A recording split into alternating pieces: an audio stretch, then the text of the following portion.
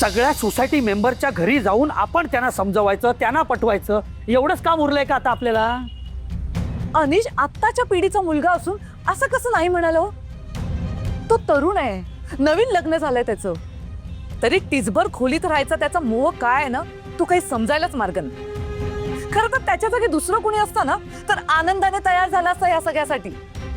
मूर्ख आहे तो. तर काय, दुसरं काय? एक तर स्वतः चुकीच्या वाटेवर चालला आणि आता माझगावकरांच्या पावलावर पाऊल टाकतो म्हणे. आता का ते त्यांचं घर आहे आणि त्यांना नसेल पटत तर आपण नाही ना जबरदस्ती करू शकत. जना चुकतोयस तू.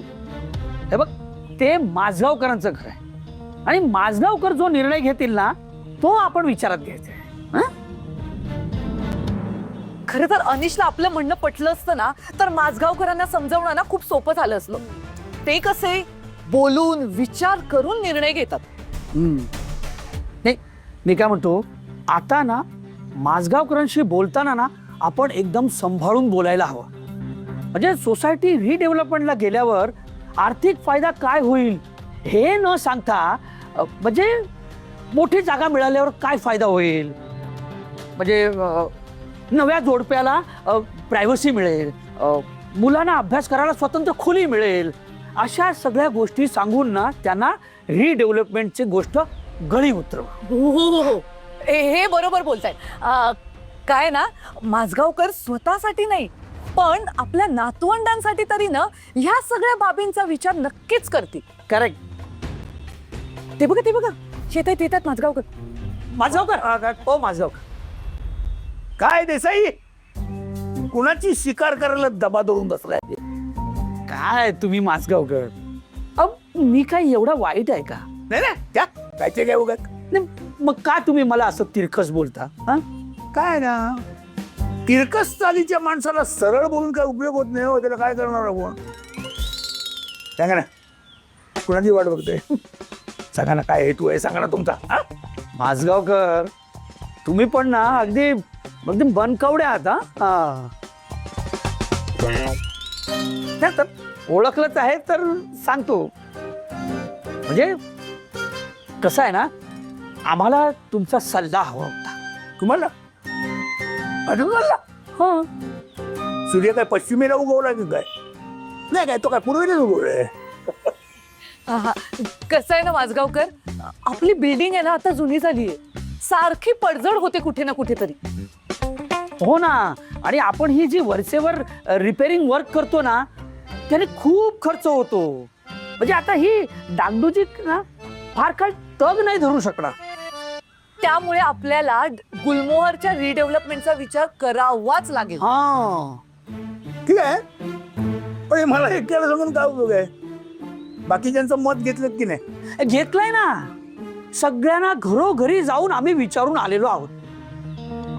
म्हणजे तुमच्याही घरी गेलो होतो पण तुम्ही नव्हतात ना. माझं सारखं डिस्टर्ब करणं योग्य नाही ना, म्हणून म्हटलं आम्ही खालीच इकडे तुमची वाट बघू. बाकीच्यांचं काय मत आहे? सगळे तयार आहेत. हो, राहत्या जागेपेक्षा मोठी जागा, सुखसोयी आणि वर पैसा अशी सुखाची टोकरी मिळत असेल तर कोणी कशाला नाकारेल? मामा नाही, म्हणजे सगळे तयार नाही आहेत. काही लोकांना नकोय तो टॉवर.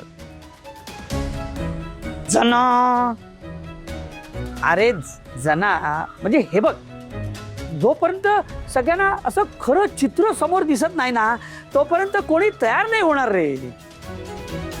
माझगावकर, तुम्हाला सांगतो, एक बिल्डर ना आपलं काम करायला तयार आहे. म्हणजे तुम्ही म्हणत असाल ना तर त्याला लगेच मीटिंगला बोलवतो. तो सगळं अगदी समजावून सांगेल आणि कोणाच्या काही शंका वगैरे असल्या तर त्याही तो दूर करेल. नाही, बिलकुल नाही. जुनी बिल्डिंग पाडून नवी बिल्डिंग करण्याच्या पक्षात मी अजिबात नाहीये.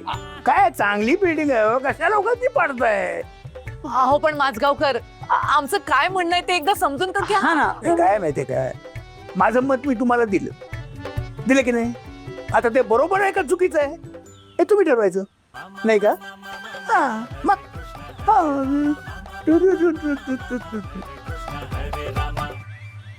वाटलंच होतं माझगावकर विरोध करणार. मुलगा दुप्पट तर बाप दसपट हे के घोर आहे.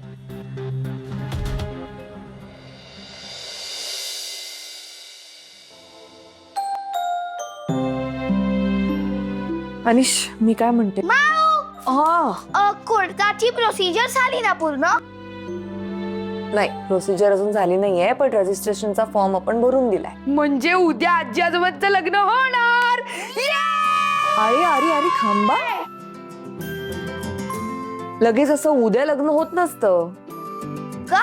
का म्हणजे कोर्ट मॅरेजची पण एक प्रोसिजर असते.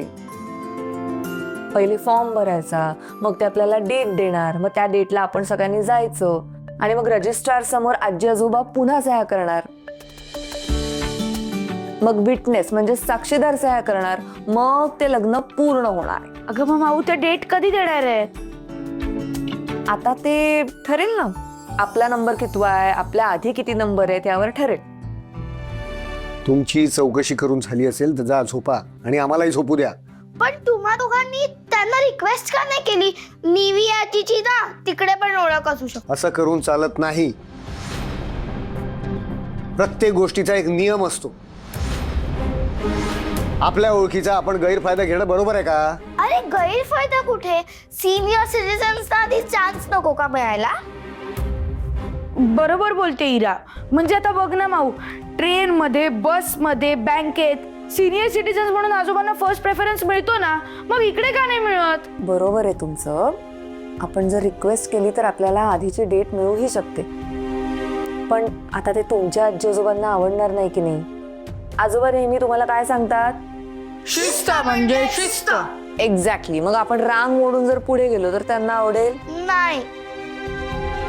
माऊ, पण मूवीज मध्ये आणि सिरियल्स मध्ये ते देवळात जाऊन कसं लग्न करतात, त्यासाठी कुठला फॉर्म भरावा लागत नाही ना. बघ आपण तसंच केलं तर. हा. अरे काय चाललंय तुमचं? एकदा सांगितलं ना, डेट मिळाल्यावर लग्न करता येईल. आता उगाच डोकं खाऊ नका, जा झोपायला. ईशांत काका आज खूप दमलाय ना, त्याला रेस्ट हवी आहे. आपण उद्या बोलूयात का यावर? सॉरी. No problem. अनिश काय झालंय तुला? इतका कसला राग आलाय? आय मीन आय अंडरस्टँड तुला रिडेव्हलपमेंटचं टेन्शन आलंय. हे घर कायमचं सुटणार आहे म्हणून डिस्टर्ब आहेस का? मग काय करू भैरवी? दिवसभर नुसता एकच विचार सुरू आहे डोक्यात, पण काही सोल्युशन निघत नाहीये. अनिश जे आपल्या हातात नाहीये त्याचा विचार करून काय उपयोग आहे? आणि यु नो वॉट, माझं बाबांशी या संदर्भात बोलणं झालंय. ते काही रिडेव्हलपमेंटसाठी असे फॉर ॲज सच नाही आहेत. सो डोंट वरी, आपण बघूया. ओके, नको टेन्शन घेऊस, झोप आता. रिअली? I am sorry. मुलांवर ओरडायला नको होतं. बघ ना, तरी ती बिचारी समजूतदार आहेत म्हणून. बघितलंस ना शाळण्यासारखी कशी गेली. आता त्यांना ओरडलो म्हणून रात्रभर गिल्टी वाटत राहणार मला. रिलॅक्स. आता लगेच गिल्टी नको वाटून घेस. त्यापेक्षा एक काम कर, उद्या सकाळी उठल्यावर ना त्यांचा फेवरेट ब्रेकफास्ट कर. सगळं विसरून जातील ते लगेच. लहान मुलांचं हेच असतं रे. आपण थोडं जरी प्रेमाने केलं ना त्यांच्यासाठी, मोठ्या मनाने माफ करून टाकते.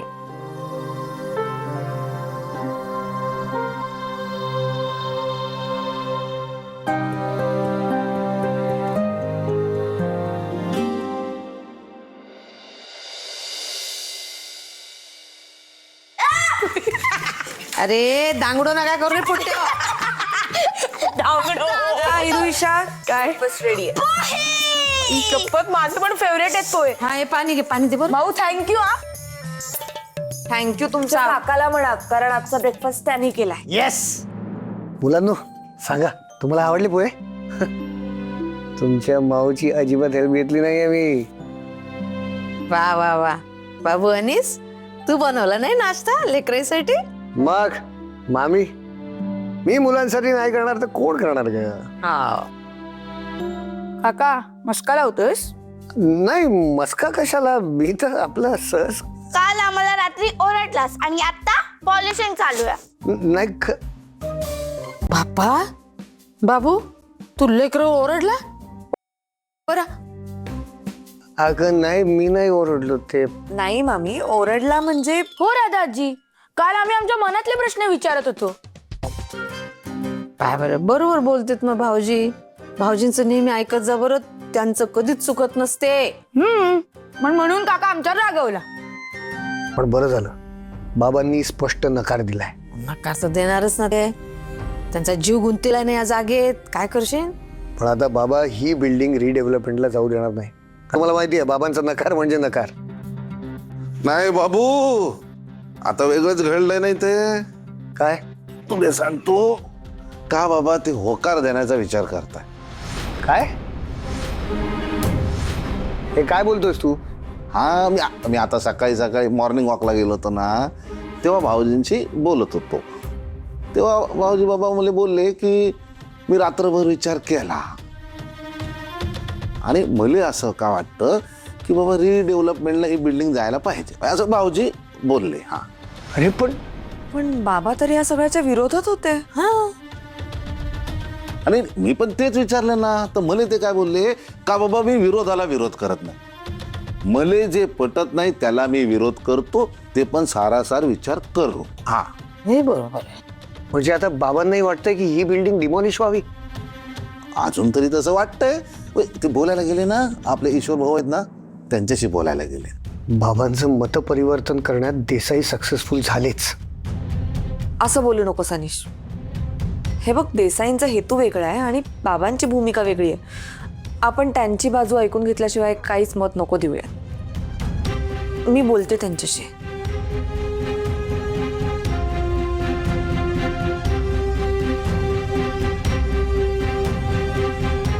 ए पोट्टे हो, काय घन घन चाललंय तुमचं? खातही नाही. चला बरं, शाळेत जायचं आता. तयारी करा, उठा लवकर.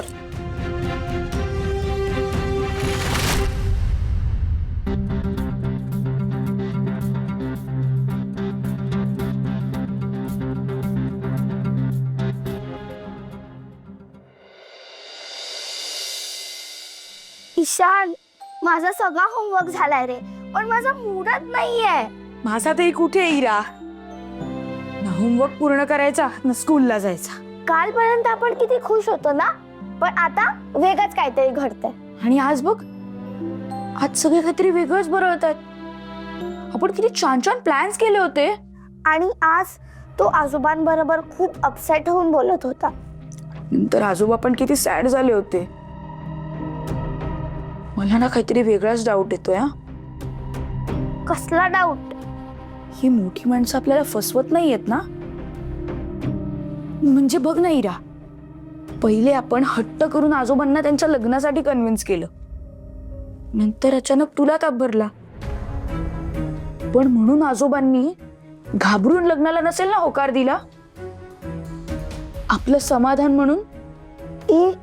म्हणजे ते आपल्यासाठी मी लग्नाला होकार दिलाय असं नाटक करतायत. नाही रे, आजोबा नाही बोलणार आपल्याशी कुठं. इथं माऊ आणि काका पण नाही बोलणार ग. पण मग दिवी आजी आणि आजोबांच्या लग्नाचा विषय असा अचानक कसा काय बंद झाला? काय आहे या मोठ्या माणसांच्या मनात? बाल्या, ओ बाले, हे घे बरं, तुमच्या जेवणाचे डबे घ्या आणि तुमच्या वॉटर बॅगा घ्या. चला जा बरं. बाप्पा, काय हा, शाळेत नाही जायला लागत काय? काही तयारीच नाही झाली तुमची? हा, अरे भांडी मारायचा विचार आहे का? राधाजी, खरं खरं सांगायचा, काय भाऊ? आजोबा आणि निवी आजी लग्नाला खरंच तयार आहेत ना? बाप्पा, असं काऊन विचारून आला बाल्या? काय आता लग्नाला तयार तर झाले, ते लग्न करतीलच. काऊन असं काऊन विचारून आला तू? पण मग आता लग्नाची तयारी बंद का झाली अचानक? माऊ, काका, आजोबा कसल्या तरी वेगळ्याच टेन्शन मध्ये आहेत का? हा हा, आहे टेन्शन मध्ये आहे. त्याचं काय झालं बाले, हे आपली बिल्डिंग आहे की नाही, ही गुलमोहर, हे झाली जुनी, तर काय असं चाललंय डोक्यात लोकांच्या की हिले पाडून म्हणजे जमीन दोस्त करून इथं अशी नवीन नवीन बिल्डिंग अशी मोठी टावरवाली उभी करायची. अगं पण त्यांना आपली गुलमोहर सोसायटी का तोडायची आहे? आता ते समजा कपडे फाटले, चप्पल तुटली तर काय करतो तू? नेव्ही आजी सांगते त्यातला फेकून नाही द्यायचं, शिवून वापरायचं. हा बरोबर आहे तू म्हणजे पण समजा तुझी चप्पल 3-4 वेळा तुटू गेली आणि मग तू शिवू ते घातली, जीर्ण झाली, म्हणजे कपडे फाटू असे पूर्ण तिचे असे हे झाले, हा तुटके फुटके झाले, तर मग काय करशील? ते फेकून द्यायचं आणि नवीन आणायचं. पण राधा आजी त्याचा इकडे काय संबंध? सांगतो ना मी कायच्यासाठी आता.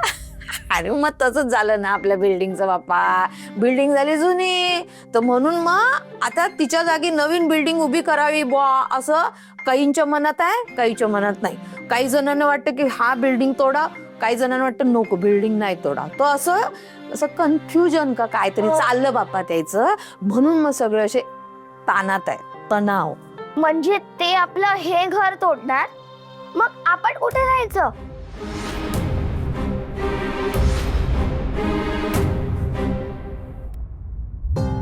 का तोडायचंय? अरे पण आपलं हे घर किती सुंदर आहे. हो ना, किती स्वीट मेमरीज आहेत या घरात आपल्या. हो, नेव्ही आजी येणार म्हणून आपण किती खुश होतो, आणि आता आपल्याला राहायला घरच नाहीये.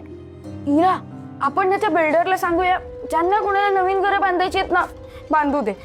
फक्त आमचं घर नको रे तोडूस. अरे ईशान अख्खी बिल्डिंग पाडणार, मग आपलं पण घर पाडावंच लागेल. ते पण बरोबरच आहे म्हणा तुझं. आपण बिल्डरला सांगूया का की अख्खी बिल्डिंगच तोडू नकोस? ते आपलं ऐकणार आहेत का? हो, बरोबर आहे तुझं. आपल्या लहान मुलांचं कोणच ऐकतं? खरंच किंवा मोठ्या माणसांना ना शिस्तच नसते. अरे कधीतरी ऐका रे आम्हाला लहान मुलांचं. पण ईशान, या मोठ्या लोकांना कोण समजावणार? आपण प्रोटेस्ट केला तर? ईशान, तुला माहितीये कधी कधी जेव्हा लोक प्रोटेस्ट करतात ना, तेव्हा ती लोक जेलमध्ये पण जातात. उगाचच लग्नामध्ये काही प्रॉब्लेम नको. मग आता काय करायचं आपण?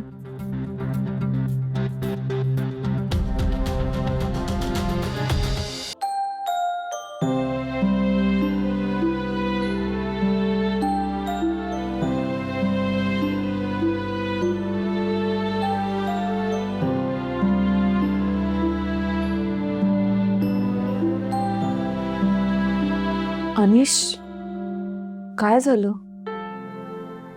अजून त्याच टेन्शन मध्येस का?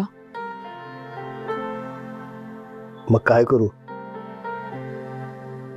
बाकी सोसायटी मेंबर्स सारखा बाबांनी सुद्धा रिडेव्हलपमेंटसाठी होकार दिलाय. पुढच्या गोष्टींचा कोणी विचार करताय का? अरे काहीतरी कारण असेल म्हणूनच हो म्हणाले असतील ना ते. काय कारण? अनिश, त्यांचंही काही चूक नाहीये.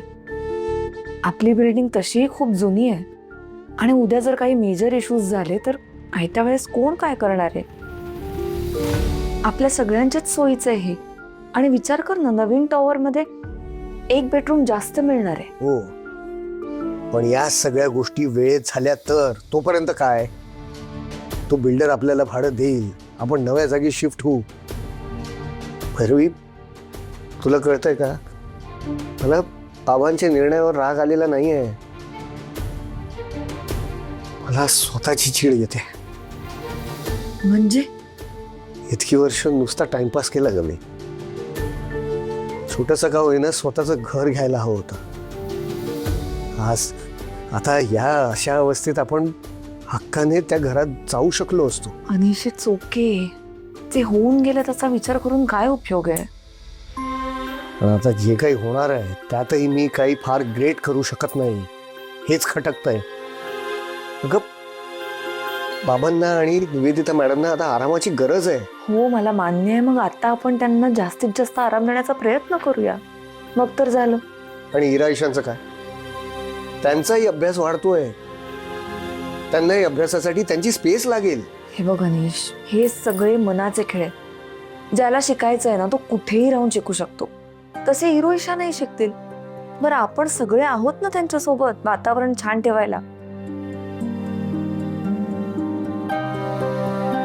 हे सगळं स्वतःचं सांत्वन करायला सगळं ठीक आहे ग, पण मी जेव्हा स्वतःचा विचार करतो ना तेव्हा मला स्वतःची फार लाज वाटते ग. मी आजपर्यंत कुठलीही गोष्ट जबाबदारीने करू शकलो नाहीये.